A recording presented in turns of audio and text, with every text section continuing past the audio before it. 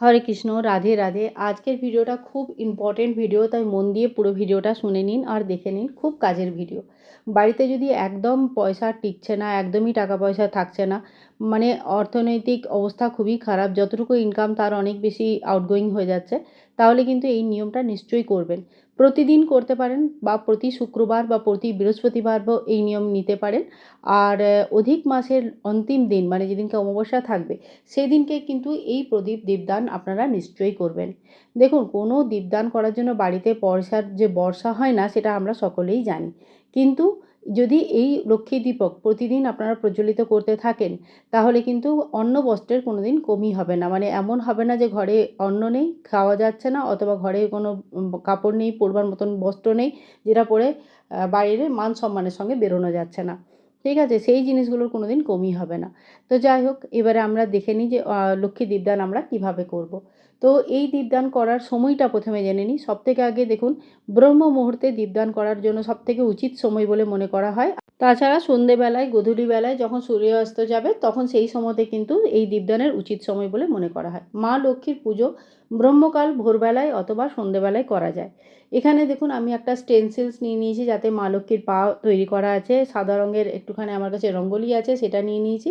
আর গেরু মাটি যাকে বলে, লাল রঙের মাটি, সেই নিয়েছি। আপনারা চাইলে গোবর দিয়েও লিপতে পারেন, হলুদ জল দিয়েও লিপতে পারেন, অথবা মানে কোনো একটা শুদ্ধিকরণ জিনিস দিয়ে পরে এখানে আলপনা ইত্যাদি তৈরি করতে হয়। তো সবথেকে আগে কী করতে হবে, জায়গাটাকে ভালো করে পরিষ্কার করে নেওয়া হবে।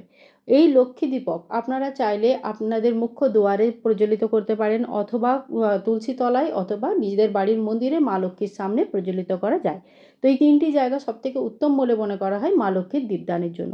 এখানে আমি তুলসী মঞ্চের সামনে করছি, কেননা তুলসী মা সাক্ষাৎ লক্ষ্মী স্বরূপা, তাই এইখানে দীপদান করার অনেক অনেক বেশি ফল পাওয়া যায়। গেরু মাটি দিয়ে সবথেকে আগে এখানে একটুখানি আমি বেস তৈরি করে নেব। আর তার উপরে যে আমার স্টেনসিলসটা আছে, সেটা দিয়ে মা লক্ষ্মীর চরণ এঁকে নেব। চাইলে রঙ্গোলিও দিতে পারেন, অথবা অন্য কোনো মেথডে যদি এখানে সুন্দর করে সাজাবার আছে, ফুল দিয়েও সাজাতে পারেন। তো যেদিন যেমন পারবেন সেদিন তেমন করতে পারবেন, তবে জায়গাটা যেন সুন্দর করে সাজানো হয়। কেননা মা লক্ষ্মী পরিষ্কার পরিচ্ছন্ন সুন্দর জায়গাকে খুবই ভালোবাসেন। ঠিক আছে? তো এখানে আমি সুন্দর করে ঠাকুরের পা দুটো এঁকে নেব। মা লক্ষ্মীর দীপদান করার জন্য আপনারা তিল তেল বা ঘিয়ের ইউজ করতে পারেন। আর যত সম্ভব মাটির জিনিস ইউজ করা ভালো, কেননা মা লক্ষ্মীর লাল রং আর মাটির জিনিস, এই দুটোই খুব প্রিয় বস্তু। এখানে আমি মাটির একটি প্রদীপ নিয়ে নিয়েছি।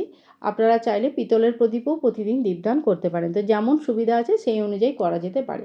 তো এখানে সবথেকে আগে আমি একটা দেখুন থালা নিয়ে নিয়েছি, ছোটো মতন একটা প্লেট। তার উপরে একটা পানের পাতা রেখেছি।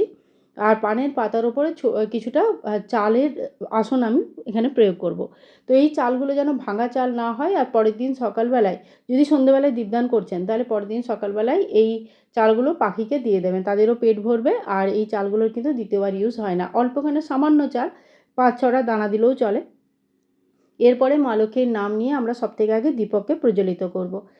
প্রদীপ জ্বালানোর পর আমাদের কি করতে হবে, একটুখানি হলুদ, অথবা যেটা পিলা চন্দন বলে, মানে হলুদ চন্দন, অথবা রলি, মানে যেটাকে আমরা তিলক করি, লাল রঙের রলি, সেই দিয়ে একটুখানি মাকে টিকা করে নেবো বা তিলক করে নেবো। তো এখানে মা সবথেকে আগে তুলসী মায়ের যে টবটা আছে সেইখানে আমি তিলক করে নেবো। তারপরে আমরা যে প্রদীপটা জ্বালিয়েছি সেইখানে তিলক করে নেবো। মানে প্রদীপের এইভাবে পুজোর প্রতিদিন করা উচিত। যদি আপনারা স্পেশাল কোনো নিয়ম নিয়ে পড়ে বা কোনো বিশেষ মনোকামনার জন্য এই পুজো শুরু করছেন, তাহলে 45 দিন অথবা 21 দিনের নিয়ম কমসে কম নেবেন। হ্যাঁ, হয় 21 দিনের নিয়ম নেবেন, নাহলে 45 দিনের নিয়ম নেবেন। আর এর মাঝে যদি পিরিয়ডস যখন থাকবে, সেই সময়টা মানে দীপদান হবে না, তো সেই সময়টা ছেড়ে দেবেন, কোনো অসুবিধা নেই। তার আগের থেকে দিন কাউন্ট করতে শুরু করবেন। তো এইভাবে আমাদের করা উচিত। আর এরপরে আমরা প্রদীপের সাথে সাথে ধূপও জ্বালিয়ে নেবো। ধূপ জ্বালিয়ে সবাইকে ধূপ দেখিয়ে দেবো। আর হাত জোড় করে পূজাতে যা কমি ত্রুটি রয়ে গেছে, তার জন্য মায়ের কাছে ক্ষমা প্রার্থনা করব। 3বার হাতে এইরকম, হাতে একটুখানি জল নিয়ে 3বার এইভাবে ঘুরিয়ে দেবেন, এতে আচমন করা হয়ে যায়। আর কোনো যখন অগ্নি প্রজ্বলিত হয়, তখন তার আচমন করে তাকে শীতল করাটাও প্রয়োজনীয়। এরপরে মায়ের কাছে হাত জোড় করে নিজেদের দুঃখ কষ্ট নিবারণ করার জন্য বলা উচিত। তো এইভাবে অত্যন্ত সরল সহজ বিধিতে লক্ষ্মী দীপক প্রজ্বলিত করা যায়। আপনারা প্রতিদিন করতে পারেন, বৃহস্পতিবার বৃহস্পতিবার অথবা শুক্রবার এই নিয়ম নিতে পারেন। আর অধিক মাসের অন্তিম দিন, মানে অমাবস্যার দিনে এই দীপদান কিন্তু নিশ্চয়ই করবেন। লক্ষ্মী দীপদান করলে বাড়িতে সুখ সম্পত্তি, ধন, প্রসপারিটি, মান সম্মান, শ্রী, এইগুলো সমস্ত কিছুই কোনো দিন কম হয় না। মানে কোনো জিনিসই আপনাদের ঘরে যে শ্রীহীন ঘর এটা কেউ বলতে পারবে না। তো আজকের ভিডিওটা আপনাদের কেমন লাগলো নিশ্চয়ই জানাবেন। যদি ভালো লেগেছে তাহলে অনেক অনেক শেয়ার করবেন আর অনেক অনেক ভালোবাসা দেবেন। আপনাদের সুন্দর কমেন্টের অপেক্ষায় থাকলাম।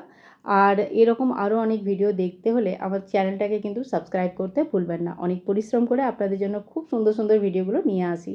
তো যদি ভালো লেগে থাকে তাহলে সঙ্গে থাকবেন। এই দীপদান কিন্তু অত্যন্ত প্রভাবশালী, তাই যাদের আর্থিক মানে অবস্থা খুবই খারাপ তারা কিন্তু এই উপায়টা নিশ্চয়ই করবেন। আপনাদের তারপরে যদি কিছু ফলাফল পান বা আপনাদের পূর্ণ বিশ্বাসের পরে যখন দীপদান করবেন তখন নিশ্চয়ই ফলাফল পাবেন আমার বিশ্বাস। তারপরে কিন্তু আমাকে কমেন্ট করে সেগুলো জানাবেন। তো আজকের মতন এখানেই শেষ করছি। হরে কৃষ্ণ, রাধে রাধে।